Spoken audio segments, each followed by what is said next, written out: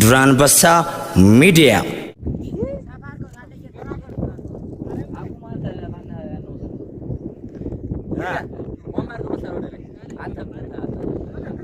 አይዋ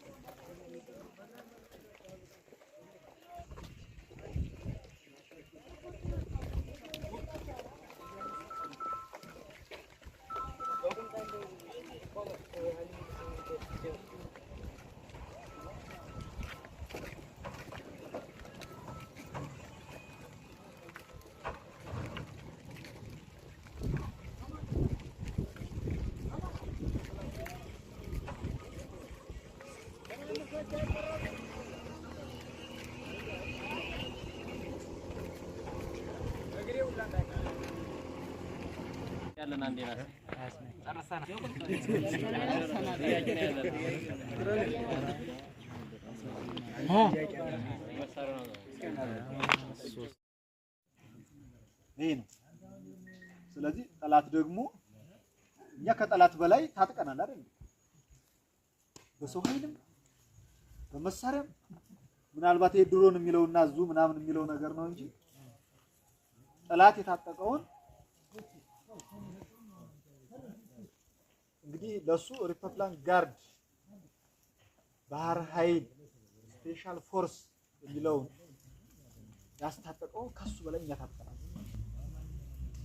እኛ ታጥቀናል እየተጠናከርን በጋራ ክፍለ ጦሮች ብርጌዶች በጋራ መምታት ጀምራችኋል። አሁን እዚህ ሞላሌ ላይ የሰራችሁ ስራ በጣም ትልቅ በቅንጅት የሰራችሁ ነገ ደግሞ አንድ ዙር ሁለት ዙር ይሄን ብንሰራ ትናንትና ዲሽቃ ማርከናል፣ ስናይፐር ብሬን ማርከናል። ነገ ደግሞ ዞም የሚንቀረፈፈውን ዙና ሞርታር እጃችን ይገባል ማለት ነው። በቃ አንድ ጊዜ መደምሰስ ከጀመር አንዱን ወረዳ ማስለቀቅ ከጀመር ተተኳሽ እናገኛለን። እጃችን የሌሉት መሳሪያዎችን እጃችን ይገባሉ። የሚያቆመን የለም ማለት ነው። ነገር ግን ይሄንን ሙያና ይሄንን ተግባር ለማንኮላሸት አንዳንድ የተቀናጁ እስከዛሬ ኪሳራ ውስጥ የገቡ የፖለቲካ ድርጅት የፖለቲካ እንትን ይዘው የመጡት እስከዛሬ በዚህ በ30 ምናምን ዓመት ውስጥ አልሳካ ብሏቸው ዛሬ ደግሞ ፋኖ ድል ሲያገኝ እነኚህ ኃይሎች ደግሞ በእኛ ላይ ብዙ ነገሮች ጅምብር ይነዙብናል። በጣም ብዙ ይሄን ደግሞ መቋቋም አለብን። እንግዲህ ማንንም ሊያፈርሰን አይችልም። ማንንም ምንም አይነት ወሬ ይዞ ቢመጣ እኛን የሚያፈርሰን ኃይል አይኖርም። የኛ ጽናትና የኛ ጥንካሬ ብቻ ነው የሚያስፈልገው። ስለዚህ በአውደ ውጊያውም እያየነው ስለሆነ በዚህ ልክ ሁላችንም ጠንካራ ሆነ ጀግንነቱን ተላብሰነዋል። ጽናቱንም ደግሞ አሁን ያለውን ይሄን መቋቋም አለብን። ከዚህም በላይ የመረረ ትግል ሊኖር ይችላል ለአንዴና ለመጨረሻ ማለት ነው። ከዛ በጥሰነው እንሄዳለን። ስለዚህ በዚህ ጀግንነታችሁ እኛ ደግሞ መድኃኒዓለም ይጠብቀናል። ትልቁ ነገር ማለት ነው የትኛውም አውደ ውጊያ ጠላት ተደምስሶ እኛ ደግሞ እየታየ አይደል? ምንድነው ይሄ ኢነርጋ ነው እኮ አይደል? ኢነርጋ ነው የሚተኩሰው። እኛ ደግሞ ከኛ ብሬንና ስናይፐር ነው ያለው እዛው ጭለን። ስለዚህ በዚህ ልክ እየደመሰስ ነው ስላለን መድኃኒዓለም ደግሞ የተጨቆነው ህዝብ መከራ እያየ ላለው ህዝብ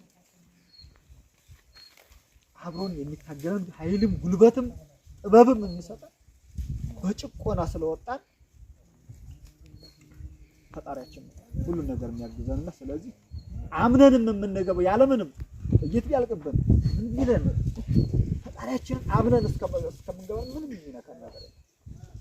ያው ድል ያለ መስዋዕትነት አይከፈልም። አንዳንድ ነገር ሊገጥመን ይችላል። ያንን ተቋቁመን ጠላትን ደምሰን በቅርብ ቀን እንደምናሸንፍ ምንም አትጠራጠሩ። ዛሬ ግን እኛ በተግባር የለካንበት ነው። እናንተ ደግሞ እንደዚህ ጊዜ አመቻችተን ትንሽ ክፍተት ስናገኝ ደግሞ አሁንም የተባለው በሻለቃዎች እያወዳደር ምንም አይን የሚያወልቅ ጀግና ነው የምናፈራው ማለት ነው። በቃ ቀጥታ ይሄን ነው የምለው። በጣም ኮርተንባቸዋል፣ እንወዳቸዋለን፣ እናከብራቸዋለን። እንግዲህ በውጊያ ላይ በሰላም ያገናኘን ነፃ ቀጠና እንትን ብለን ደግሞ ሆስፒታላችንን ጤና ጣቢያችንን በቁጥጥራችን ስር አድርገን ምንም እኮ በቃ ደብረ ብርሃን ሄደት ታልሸኖ ከደረስን በኋላ ፈራሽ በደርግም የታየበት ሰዓት ነው። በደርግ ከትግራይ ተነስታ ሰላ ድንጋይ ሲደርስ ነው ወያኔ ሰላ ድንጋይ ስትቆጣጠር ፈረሰ። በቃ ከዛም በኋላ የለም። ሰላ ድንጋይ ምንድነው ያለው መንግስቱ ኃይለማርያም? ሰላ ድንጋይ ማለት ምን ማለት ነው? መዘዞ ማለት ምን ማለት ነው? ያቆም ያኔ እንግዲህ ይሄ መዘዞን ሰላ ድንጋይ መዘዞ ላይ እንደዚህ ተደረገ። ሰላ ድንጋይ እንደዚህ ምንድነው? ውሃ ነው? አፈር ነው? ገደል ነው? ምንድነው? ወይስ ሀገር ነው? ምንድነው ይሄ በሰላ ድንጋይ ማለት ነው? እጅብርብር ወጥቶበት ፈርሶ የፈረጠጠበት ቀጣና ነው ይሄ እንግዲህ። ስለዚህ ይሄኛ ጣንባበር ባለፈው ገብታችሁ በታትናችሁ ጣንባበር ዋሻን ይዘው ወደ ማህሚዳ ይገባ፣ ወደ ይፋት ወደዚህ አይመጣ፣ ወደ ሰላ ድንጋይ ይገባ። ያን ከተቆጣጠር ነው ከበኋላ ወዴት ይመጣ የለም። ስለዚህ ይሄን ለማድረግ መጠንከርና ጽናት ያስፈልገናል ነው ብለው አመሰግናለሁ። ሰላም ሁኑ።